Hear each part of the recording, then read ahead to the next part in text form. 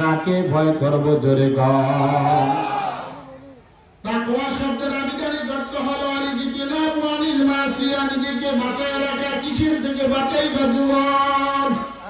ও পর্দার অন্তরালের মা গো, ও বৃদ্ধ বাবাজি, আজকে যদি যুবক ভাইদেরকে কানে কানে যদি জিজ্ঞেস করা হয়, যুবক তুমি তোমার মালিকের ফ্যাক্টরির ভিতরে এতটা মনোযোগ দিয়ে তুমি কাজ করো, ডানে তাকাও না, বামে তাকাও না, চতুর্দিকে তুমি তাকাও না, কারণটা কি যুবক?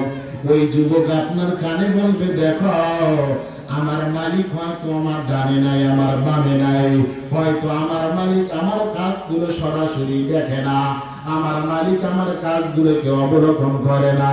তবে দেখো আমার ডানে সিসি ক্যামেরা লাগানো, আমার বামে সিসি ক্যামেরা লাগানো, আমার মাথার উপরেও সিসি ক্যামেরা লাগানো। এই ক্যামেরার মাধ্যমে আমার 24টা ঘন্টার কার্যক্রমগুলো পর্যবেক্ষণ করা হয়, যার কারণে যদি আমার এই কার্যক্রমগুলো আমার মালিক যদি দেখে আমি মালিকের কাজগুলোকে বাদ দিয়া আমি আমার ব্যক্তিগত কাজ নিয়ে বড় ব্যস্ত, তাহলে দেখা যাবে আমার মালিক আমার প্রতি বড় নারাজ হয়ে যায়, আমার মালিক আমার প্রতি খারাপ ধারণা করে বসবে, মাস শেষ হওয়ার পরে আমাকে বেতন দেবে না, আমাকে চাকরি থেকে চুপ করে দেবে, আমাকে আমার সুযোগ সুবিধাগুলো দেওয়ার মতো কোনো ব্যবস্থা আমার মালিক করবে না। এর পর্দার অন্তরালের মা ও যুবক, হায়াতের জিন্দেগিতে সিসি ক্যামেরার ভয়, দুনিয়ার মালিকের ভয়, বেতন পাইবে না, এই ভয়টা তোমার আমার দিলের ভিতরে থাকার কারণে আজকে যুবক দুনিয়ার মালিকের দোকান, দুনিয়ার মালিকের ফ্যাক্টরির ভিতরে তুমি আর আমি মনোযোগ দিয়ে কাজ করার চেষ্টা করলাম।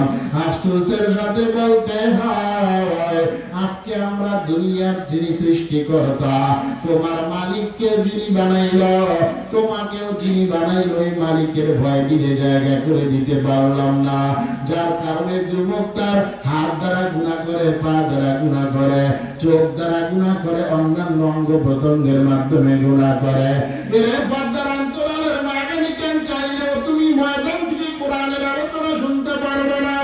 ও বাবা, আগামীকাল যদি তুমি চাও তাহলে ওলামায়ে কেরামগণ, কুতুবুল আলম সৈয়দ ফজলুল করিম রাহমাতুল্লাহ আলাইহি একজন মা ছিল, শাইখুল হাদিস রাহমাতুল্লাহ আলাইহি কিন্তু একজন মা ছিল, আমিন ইসলাম রাহমাতুল্লাহ আলাইহি কিন্তু একজন মা, দুনিয়ার জিন্দেগিতে ছিল মা।